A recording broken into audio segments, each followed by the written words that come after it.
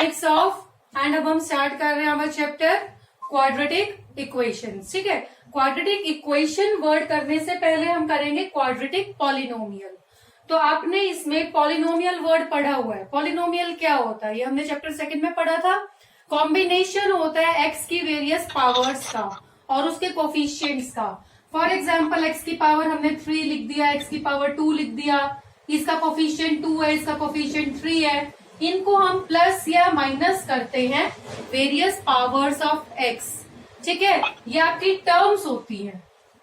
ठीक है, एक से ज्यादा टर्म्स को, एक टर्म, दो टर्म, तीन टर्म, जब हम कंबाइन करते हैं जिसमें एक्स की वेरियस पावर्स हो, ये एक्स क्या होता है यहाँ पे, वेरिएबल, वेरिएबल की वेरियस पावर्स को कंबाइन किया जाता है, वो आपका पॉलिनोमियल होता है। ठीक है, अब पॉलिनोमियल आपने पढ़ा था चैप्टर नंबर सेकंड में, बहुत तरह के होते हैं। आपका जीरो पॉलिनोमियल होता है, कांस्टेंट पॉलिनोमियल होता है, लीनियर होता है, क्वाड्रेटिक होता है, ये हमने किया था। तो क्वाड्रेटिक पॉलिनोमियल कौन सा होता है, जिसकी हाईएस्ट डिग्री क्या होती है, 2। Polynomial of degree 2 is known as quadratic polynomial. इसकी डिग्री कितनी है, 3। ये क्वाड्रेटिक पॉलिनोमियल नहीं है, ये क्यूबिक पॉलिनोमियल है। क्वाड्रेटिक पॉलिनोमियल होएगा जैसे 2x square plus 4x plus 3, highest power 2 है, ये क्वाड्रेटिक पॉलिनोमियल है। और भी लिख सकते हैं 4x square plus 6, this is also a quadratic polynomial. ये मत सोचना कि 3 ही अक्षर होने चाहिए, ये भी क्वाड्रेटिक पॉलिनोमियल है क्योंकि हाईएस्ट पावर इज 2। और अगर मैं ऐसे लिखती हूँ 3x square plus 5x, this is also a quadratic polynomial. ठीक है, टर्म्स 2 है इसमें, बाइनोमियल हो गया ये। और अगर मैं खाली ऐसे लिख रही हूँ 6x स्क्वायर, ये भी एक क्वाड्रेटिक पॉलिनोमियल है, सिंगल टर्म का, मोनोमियल है बट डिग्री 2 है, तो ये क्वाड्रेटिक पॉलिनोमियल है। और इसको कैसे लिख सकते हैं, अगर मैं लिख रही हूँ 7xy प्लस 5x माइनस 2, ये भी क्वाड्रेटिक पॉलिनोमियल है क्योंकि x इंटू वाई पावर कितनी हो गई इसकी, 2, x1 y1, तो टोटल पावर कितनी हो गई इसकी, 2। तो this is also a quadratic polynomial. But जो आपका सिलेबस है ना, उसमें क्वाड्रेटिक पॉलिनोमियल, इसमें हमारे कितने वेरिएबल है, 2, x और y 2 वेरिएबल आ गए। पर हमारे सिलेबस में we have quadratic polynomials of 1 variable.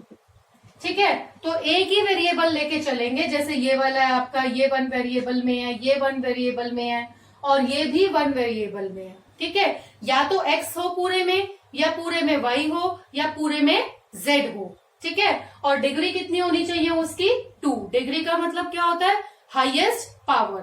Quadratic polynomial समझ में आ गया होगा। इसके बाद चलते हैं क्वाड्रेटिक इक्वेशन पे। ठीक है, पॉलिनोमियल हमने कर लिया, क्वाड्रेटिक पॉलिनोमियल हमने किया अभी 2x square plus 5x plus 4, this is a quadratic polynomial. इसको इक्वेशन कैसे बनाएंगे, इक्वेशन का मतलब क्या होता है, कोई भी चीज इक्वल टू का साइन, जिसमें इक्वल टू का साइन आ जाता है, इक्वल टू 0, इक्वल टू में 0 रख दिया हमने, तो ये आ जाएगा आपका क्वाड्रेटिक इक्वेशन। ठीक है, तो जनरल फॉर्म हमारी क्वाड्रेटिक इक्वेशन की क्या होती है, ax square plus bx plus c is equal to 0, this is the general form. ठीक है, इसको बोलते हैं general form of quadratic equation. तो अगर हमें कोई भी क्वाड्रेटिक इक्वेशन दी हो और पूछा हो कि a b c बताओ, तो क्या करना है, पहले x स्क्वायर की टर्म लिखो, फिर x की टर्म लिखो, फिर c लिखो, कांस्टेंट, इक्वल टू में 0 लिखो और बता दो a b c क्या है। जैसे इसमें a क्या है, 2, b क्या है, 5, c क्या है, 4। ठीक है, 4। एक और इक्वेशन लिख रही हूँ, 2/3x स्क्वायर और माइनस 5x इक्वल टू में 2, दिस इज द इक्वेशन। सबसे पहले ये हमारी जनरल फॉर्म में नहीं है, इक्वल टू में 0 नहीं है, तो ये जो 2 हमारा कांस्टेंट है, इसको हम लेफ्ट हैंड साइड पे लेके आएंगे, ये हो जाएगा -2 इक्वल टू में 0। अब हम कंपेयर करेंगे, a की वैल्यू क्या है, 2/3, मतलब ना x स्क्वायर को छोड़ दो, x स्क्वायर को छोड़ के जो भी आ रहा है, a इज इक्वल टू 2/3। ऐसे ही x का कोफिशिएंट क्या है, b, और यहाँ पे क्या है, -5, माइनस भी लेना है, और c क्या रहेगा यहाँ पे आपका -2। एक और इक्वेशन बता रही हूँ। For example you are given 4x² minus 5 equal to 0। ठीक है, 4x² माइनस 5 इक्वल टू 0। अब इसमें ना आपकी x की टर्म नहीं है बीच में, तो इसको पहले जनरल फॉर्म में हमें लिखना पड़ेगा। अब हम इसको जनरल फॉर्म में कैसे लिखेंगे? 4x² plus 0x minus 5 is equal to 0। This is the, ये आपकी क्या रहेगी? General form of the equation. ठीक है, समझ में आ रहा है इतना? अब इसमें a की वैल्यू क्या है? 4, b की वैल्यू 0 और c की वैल्यू -5। ठीक है, a b c निकालने आ गए। कि जो हमारी क्वाड्रेटिक इक्वेशन है उसको मैंने लिखा है general form ax² plus bx plus c equal to 0। अब इसमें ना क्वेश्चंस बनते हैं, क्या हमारा a हमारा 0 हो सकता है या नहीं हो सकता? b हमारा 0 हो सकता है या नहीं? c हमारा 0 हो सकता है या नहीं हो सकता?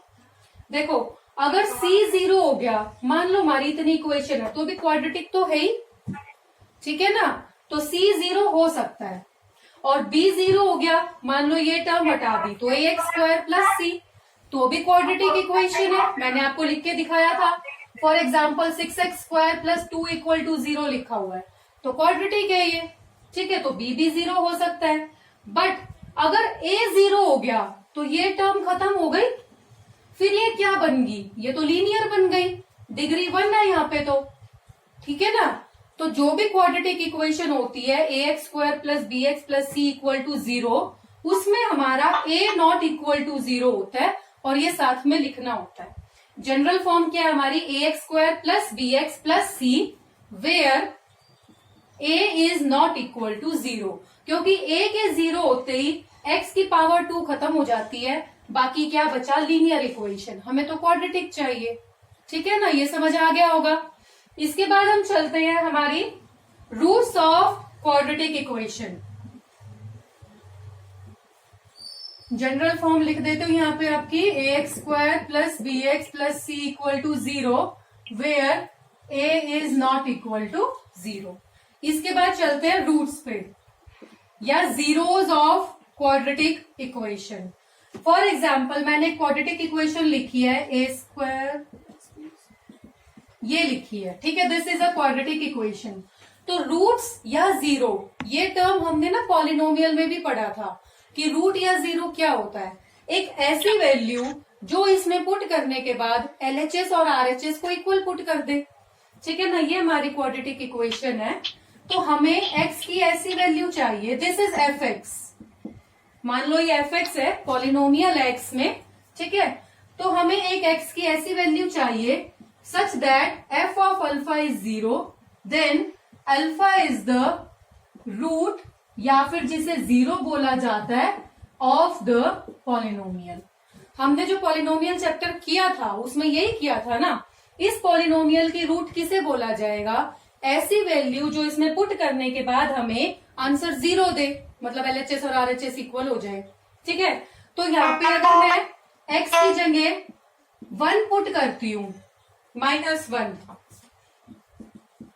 ठीक है, पुट x इक्वल टू -1, तो चेक करो, -1 का स्क्वायर प्लस 2 इंटू में -1 प्लस 1, ये हो गया आपका 1, -2 प्लस 1 कैंसिल हो गया, 0 आ गया भाई। ठीक है, इसका मतलब x equal to -1 is the root of this polynomial. समझ में आ गया ना कि x इक्वल टू -1 इसका रूट है। ठीक है, अब चलते हैं नंबर ऑफ रूट्स पे। ये समझ आ गया रूट का मतलब क्या होता है? एक ऐसी value such that f of alpha is 0, then alpha is the root. ठीक है, उसके बाद चलते हैं, क्या भाई?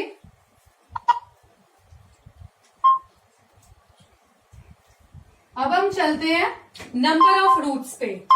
जो हमारी क्वाड्रेटिक पॉलिनोमियल होता है, ये क्वाड्रेटिक इक्वेशन होती है, इसकी रूट्स कितनी होती है ये बताना है। थोड़ा सा मैंने आइडिया आपको दिया था जब हमने लीनियर किया था, ग्राफ किए थे।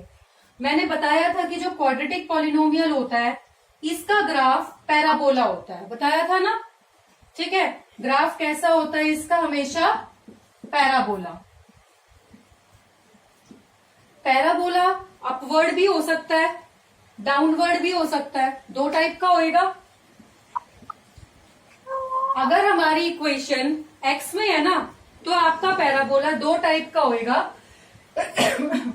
Sorry, upward and downward.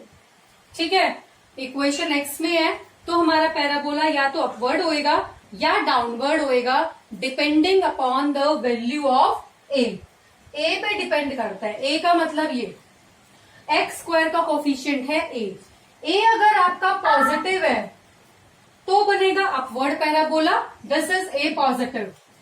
ठीक है, मतलब +2 +3 +4। और ए अगर आपका नेगेटिव आ जाता है, दिस इज ए नेगेटिव, तो बनेगा आपका डाउनवर्ड पैराबोला। ठीक है, इतना समझ में आ गया? Downward graph. इसके बाद नंबर ऑफ रूट्स कितनी है? आपने पॉलिनोमियल चैप्टर में किया था फर्स्ट एक्सरसाइज में। ये कितनी बार कट कर रहा है? 2 बार, तो 2 रूट्स। ठीक है, ये भी 2 बार कट कर रहा है तो 2 रूट्स। वैसे भी देखो इसकी x की पावर कितनी है? 2, तो इसके कितनी रूट्स होंगे? ज्यादा से ज्यादा 2 रूट्स, 2 एट मोस्ट 2 रूट्स। ठीक है, हम ज्यादा से ज्यादा इसकी 2 रूट्स निकाल सकते हैं, 2 रियल रूट्स। ठीक है, कई बार ऐसा होता है हम इसकी रूट्स निकाल ही नहीं पाते, कई बार ऐसा होता है तुम फैक्टर्स बना ही नहीं पाते, फैक्टर बनते ही नहीं है।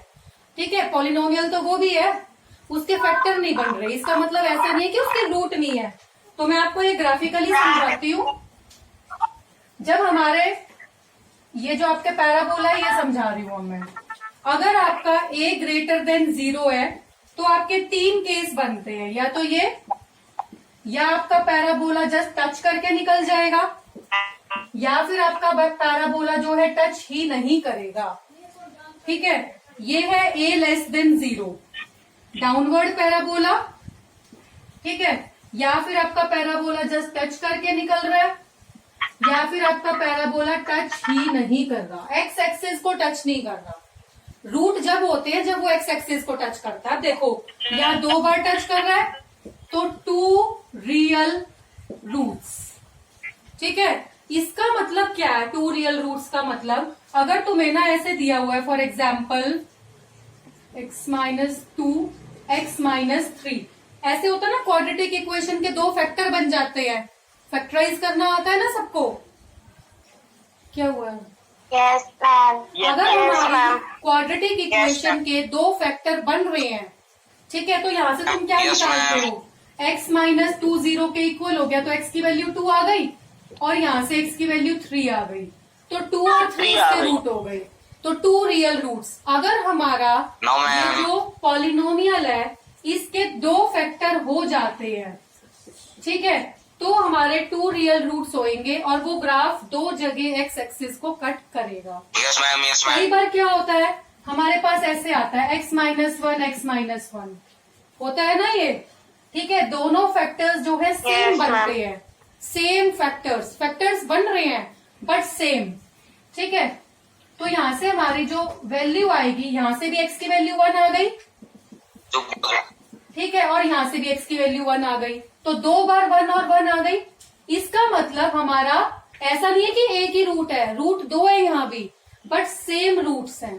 ठीक है, ये मत सोचना कि एक बार कट कर रहा है तो एक ही रूट है इसका मतलब क्या है? हमारे पास सेम रूट्स हैं। ओके, अब ये केस आ गया, यहाँ हमारा ये कट ही नहीं कर रहा, तो इस केस में नहीं, रूट्स 0 नहीं है हमारा, जो ये है ना, नहीं करेंगे मैम, ये हमारे इमेजिनरी रूट्स है, इसके आप फैक्टर नहीं बना पाओगे, कभी भी इसके फैक्टर नहीं बनेंगे, नो फैक्टर्स।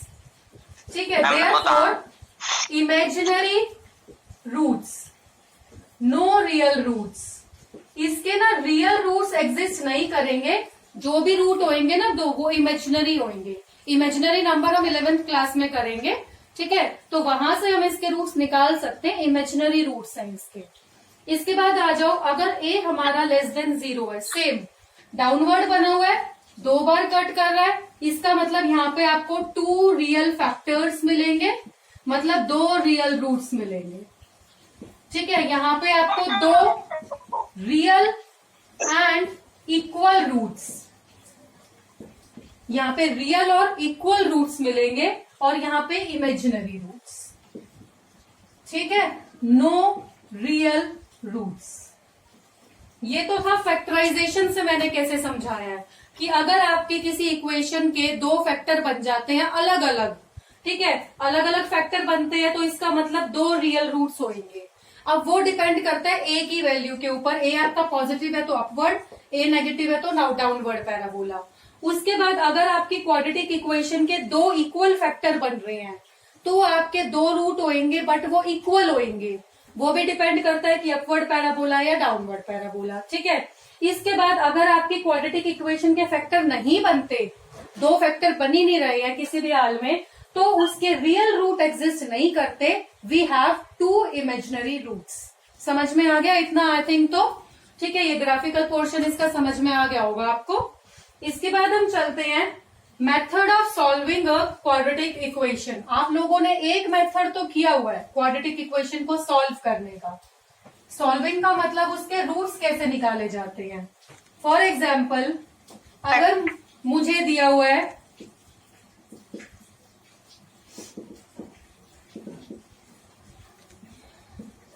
ये दी हुई है मेरे को इक्वेशन, ठीक है, तो तुम इसमें क्या करते हो भाई,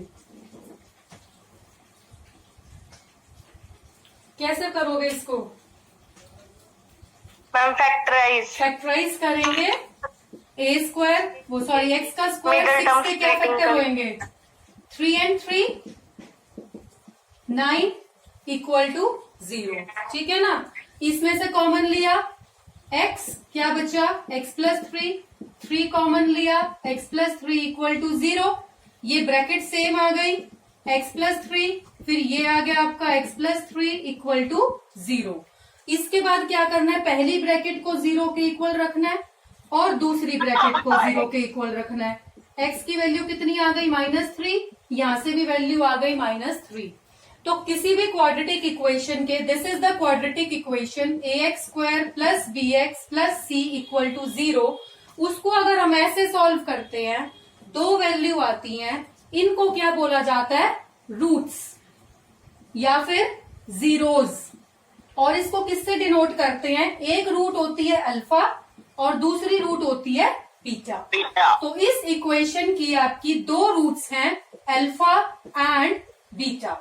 ये अल्फा आ गई और ये बीटा आ गई। ठीक है, और इस मेथड को क्या बोलते हैं? फैक्टराइजेशन। फैक्टराइजेशन या फिर स्प्लिटिंग द मिडल टर्म। ठीक है, this is the first method of solving. किसी भी क्वाड्रेटिक इक्वेशन को सॉल्व करने का ये आपका फर्स्ट मेथड होता है। ठीक है, ये आपने किया हुआ है 8th क्लास में, इसके ऊपर हम फर्दर क्वेश्चंस करेंगे। इसके बाद एक और मेथड आता है आपका, अभी जो हमने डिस्कस किया था, quadratic formula, graphical method. Graph हमने डिस्कस कर ही लिए हैं। ग्राफ बनाना है आपको, उसमें से देख लो कहाँ वो एक्स एक्सिस को कट कर रहा है। ठीक है, इस इक्वेशन का ग्राफ बनाएंगे, जहां भी वो कट करेगा वो रूट आ जाएगा। तो ग्राफिकल मेथड हम कर चुके हैं। ठीक है, ये आपके सिलेबस में नहीं है, ग्राफिकल मेथड 11th में आएगा। इसके बाद आता है आपका completing the square method. Completing the square method, ये भी आपके सिलेबस में कट हो चुका है। आपकी बुक में एक्सरसाइज है, ये बुक में क्वेश्चंस भी हैं, बट ये जो है आपके सिलेबस में से कट हो चुका है। एक बार जब हम एक्सरसाइज पे आएंगे तब करेंगे इसको। ठीक है, इसके बाद है आपका 4th, by using quadratic formula. ये सबसे इंपॉर्टेंट मेथड रहेगा आपका इस चैप्टर का। क्वाड्रेटिक फॉर्मूला से हम इसको कैसे निकालते हैं, तो मैं इसी क्वेश्चन को क्वाड्रेटिक फॉर्मूला से निकाल रही हूं। आंसर देखो -3 और -3 आया था। I am using the quadratic formula now. Quadratic formula क्या होता है? अल्फा बीटा, ये 2 रूट्स होते हैं, -b plus minus b² -4ac bye में -4ac बाय में 2ac। सब कुछ पता है आपको इसमें। अच्छा, हमारी इक्वेशन क्या थी, मैंने इरेज कर दी है, x² plus 6x plus 9, plus ठीक है। 6x पुट करेंगे प्लस 9 इसमें is equal to minus b क्या है 6 प्लस माइनस b का स्क्वायर मतलब 6 का स्क्वायर 36 माइनस 4 इंटू ए है हमारा 1 इंटू सी क्या है 9 बाय में 2 इंटू 1 2 इंटू ए था, ये आ गया -6 प्लस माइनस 36 9 4 जा 36 बाय 2 कैंसिल हो गया, ये तो 0 आ गया, तो -6 प्लस -0 इसकी तो कोई वैल्यू ही नहीं रही प्लस -0 की, अपॉन में 2, तो योर आंसर इज -3। तो अल्फा बीटा -3, ऐसा नहीं है कि एक ही वैल्यू आई है, अल्फा एंड बीटा सेम आई है हमारे -3 और -3। तो this is the quadratic formula, ठीक है। इस फॉर्मूले को आपको याद करना है, ये हमारा क्वाड्रेटिक फॉर्मूला होता है। और इसमें जो ये वैल्यू होती है ना, √ऑफ b² माइनस 4ac, ये वाली b² माइनस 4ac, इसको बोला जाता है d, ठीक है। This is the discriminant, d का मतलब डिस्क्रिमिनेंट, ये डिस्क्रिमिनेंट होता है, ठीक है। ये मेथड क्लियर हो गया होगा आपको, जस्ट हमने क्या किया, A B C values put किए और आंसर आ गया। अब मैं बता रही हूँ इस डिस्क्रिमिनेंट का फायदा क्या होता है, डिस्क्रिमिनेंट से हमें क्या पता लगता है। अब देखो, अगर हमारा ये b² माइनस 4ac, ये जो यहाँ पे है हमारा ये पोर्शन, अगर हमारा पॉजिटिव आता है, मान लो ये 16 आ गया, तो हमारा आंसर आ जाएगा। इसको हम +-4 कर लेंगे और आंसर आ जाएगा, ठीक है। अगर हमारा b² माइनस 4ac मतलब जिसको तुम d बोल रहे हो, ये पॉजिटिव होता है, तो हमारे पास रूट्स आ जाएंगी, ठीक है, रियल रूट्स। अगर हमारा d 0 हो जाता है, मतलब ये वैल्यू 0 हो गई, अभी हमने जो क्वेश्चन किया था उसमें 36 कैंसिल हो गया था, ये 0 हो गया था हमारा। तो अगर तुम्हारा d 0 होता है तो तुम्हारी क्या आती है, इक्वल रूट्स, इक्वल एंड ठीक है। रियल, हाँ, रियल भी होती है, रियल तो है ही क्योंकि हम उसको निकाल पा रहे हैं। और अगर तुम्हारा d नेगेटिव हो जाता है, मतलब d is less than 0, negative, मान लो √ में तुम्हारे पास आ गया -16, तो नेगेटिव का स्क्वायर रूट तो हम निकाल ही नहीं सकते, ठीक है। तो d निकाल के देखना है, अगर d नेगेटिव आ गया, ये पोर्शन तुम्हारा नेगेटिव आ गया, उसका स्क्वायर रूट आगे निकलेगा ही नहीं, तुम्हारा आंसर आएगा ही नहीं। इसका मतलब इट हैज इमेजिनरी रूट्स।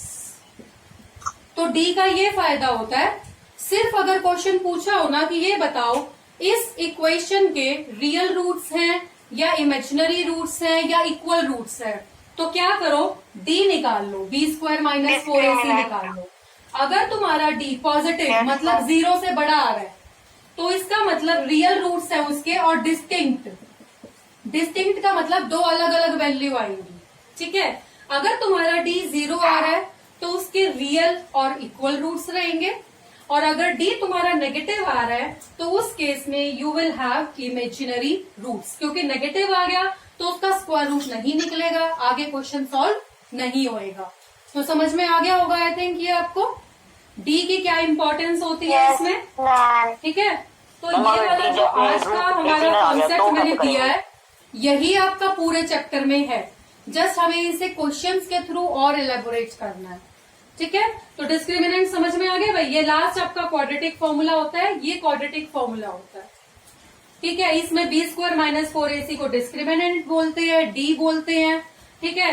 ये 2 केसेस होते हैं आपके रियल रूट्स के, अगर d आपका 0 से बड़ा है या d 0 है तो real roots, d less than 0 हो गया मतलब नेगेटिव हो गया तो उसका हो जाएगा इमेजिनरी रूट्स, ठीक है।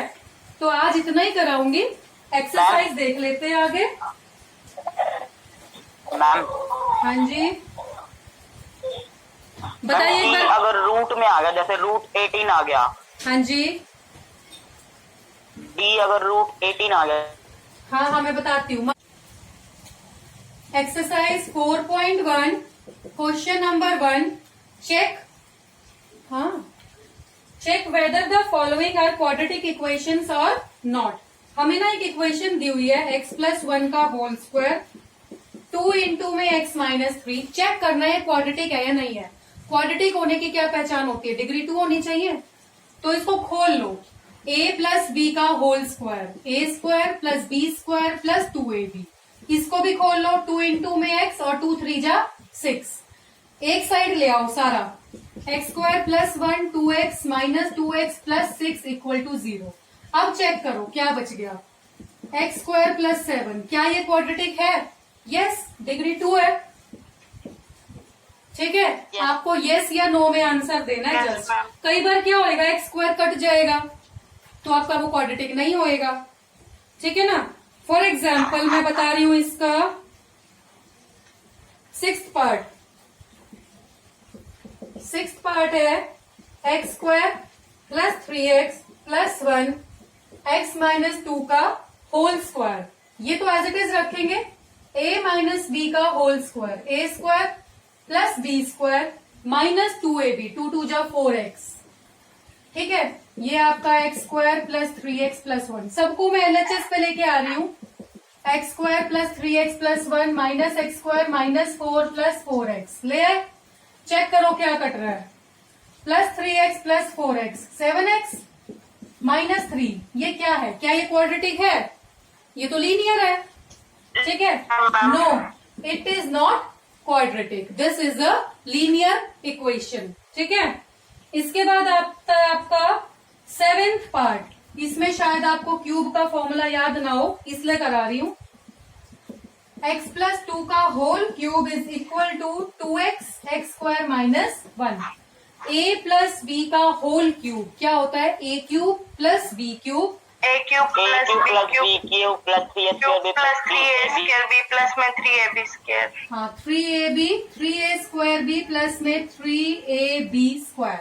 ठीक है, जिसको ये आता है ये लगा लो, नहीं तो 3ab into a plus b वाला भी होता है, ये लगा लेना, जोन सा आता है वो लगा लेना। ठीक है, नाउ a प्लस b का whole cube, a cube plus b cube plus 3a square b, तो 3 इंटू एक्स स्क्वायर और 2 6x स्क्वायर प्लस में 6x 3x और ये आ गया 4 12x। मल्टीप्लाई कर रही हूं, 2x क्यूब माइनस 2x, सबको ले आना on the left hand side. वैसे आपको पता लग ही गया होगा ये क्वाड्रेटिक है या नहीं है। ये देखो, ये माइनस 2x क्यूब या प्लस x क्यूब, तो माइनस का x क्यूब बच गया, माइनस का 1x क्यूब। तो इसका मतलब जब क्यूब में आंसर आ रहा है, इसका मतलब नो। इसको सॉल्व कर लेना आगे, ये नो आ जाएगा क्योंकि हमारा क्यूब बच रहा है। क्वाड्रेटिक इक्वेशन में डिग्री 2 होनी चाहिए, 3 नहीं होनी चाहिए। ठीक है ना। तो इस तरह से आपको फर्स्ट क्वेश्चन करना है, जस्ट ब्रैकेट्स ओपन करनी है और चेक करना है। कर लोगे?